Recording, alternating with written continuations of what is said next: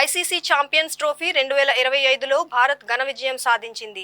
న్యూజిలాండ్పై 44 పరుగుల తేడాతో ఇండియా గెలుపొందింది. తొలుత బ్యాటింగ్ చేసిన టీమిండియా 9 వికెట్లు కోల్పోయినా 249 పరుగులు చేసింది. 250 పరుగుల లక్ష్యంతో బరిలోకి దిగిన న్యూజిలాండ్ 205 రన్స్ చేసి ఆలౌట్ అయింది. దీంతో ఈ ట్రోఫీలో భారత్కు హ్యాట్రిక్ విజయం దక్కింది. ఈ మ్యాచ్ విజయంతో గ్రూప్ ఏలో భారత్ అగ్రస్థానంలో కొనసాగుతోంది. 250 పరుగుల లక్ష్యంతో చేజింగ్ కి దిగిన న్యూజిలాండ్ స్వల్ప టార్గెట్ ను ఈజీగా చేసి చేయాలని భావించింది.